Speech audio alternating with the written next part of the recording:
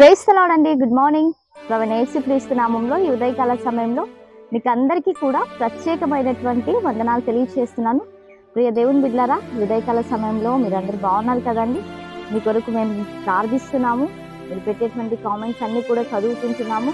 ఇంకను ఏమైనా ప్రార్థన అవసరతలు ఉన్నట్లయితే మీరు ఖచ్చితంగా మాకు తెలియపరచగలిగినట్లయితే మేము మీ కొరకు ప్రార్థిస్తాము. మరి ఈ ఉదయకాల సమయంలో గుడ్ న్యూస్ని ధ్యానిద్దామా? పరిశుద్ధ బైబిల్ గ్రంథం నుంచి జకర్యా గ్రంథము 2వ అధ్యాయము 10వ వచనం. నేను వచ్చి నీ మధ్యను నివాసము చేతును, సంతోషముగా నుండి పాటలు పాడుడు. ఆమేన్.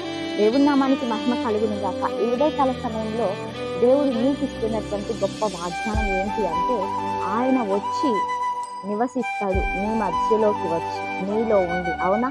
అంటే ఇది ఎప్పుడు జరుగుతుంది అంటే, సంతోషముగా ఉండి పాటలు పాడుడు, సంతోషముగా ఉండి పాటలు పాడుడు. దేవుని మహిమపరిచినప్పుడు, దేవుని స్తుతించినప్పుడు, దేవుని ఆరాధించినప్పుడు, దేవునితో సమయాన్ని నీవు గడిపినప్పుడు ఆయన వచ్చి నీ మధ్యన నివాసము చేస్తాడంట. ఇక దేవుని బిడ్డలారా, ఈ సమస్తాన్ని కూడా సృష్టించినటువంటి దేవుడు, ఈ సమస్తం ఈ యొక్క సృష్టి సమస్తము అంతా కూడా ఆయన చేతిలో గుప్తములై ఉన్నాయి. అన్ని ఆశీర్వాదాలకు కారణభూతుడైనటువంటి దేవుడు యేసుక్రీస్తు ప్రభు కదండి.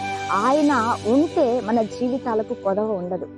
ఆయన ఉంటే మన జీవితాలకు ఎటువంటి కీడు, ఎటువంటి తెగులు మన యొక్క గుడారాలకు సమీపించదు. అవునా అండి?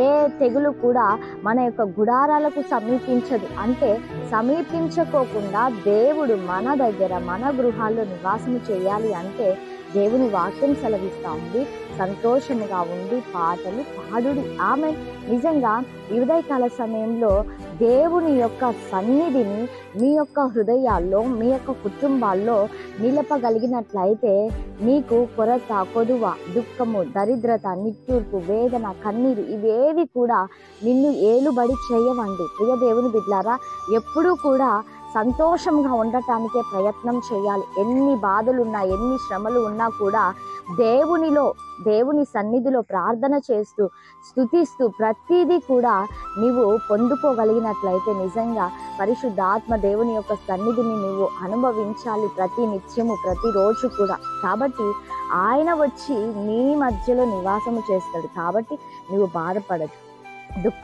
పడవద్దు. ప్రతి పరిస్థితికి కూడా నీవు ధైర్యంగా నిలువబడగలిగినట్లయితే పరిశుద్ధ ఆత్మదేవుడు గొప్ప కార్యాలను నీ జీవితంలో చేస్తాడు. మరి అందరం కళ్ళు మూసుకుందామా? ప్రార్థన చేసుకుందాం. అద్భుతమైన దేవా, సర్వోన్నతుడా, సజీవుడా, మీకు వందనాలు ప్రభువా. ఈ కార్యక్రమాన్ని చూస్తున్నటువంటి ప్రతి బిడ్డని కూడా మీరు జ్ఞాపకం చేసుకోండి అయ్యా. దీవించండి తండ్రి, ఆశీర్వదించండి, కృపలో మీరు సహాయం చేయండి తండ్రి. దేవా, నీ బిడ్డలకు చక్కటి ఆరోగ్యాలు దయచేయండి. ఆర్థికంగా, ఆధ్యాత్మికంగా అన్ని విషయాల్లో కూడా మీరు లేవనెత్తమని అడుగుతుంటున్నాం. ప్రతి నిత్యము కూడా నీ బిడ్డలకు నీ సన్నిధి తోడుగా ఉంచిన ఆయన కృపలో మీరు సహాయం చేయమని యేసయ్య శక్తి కలిగిన నామంలో అడిగి వేడుకొని పొందించున్నాము తండ్రి. ఆమేన్. Praise the Lord. God bless you all. Have a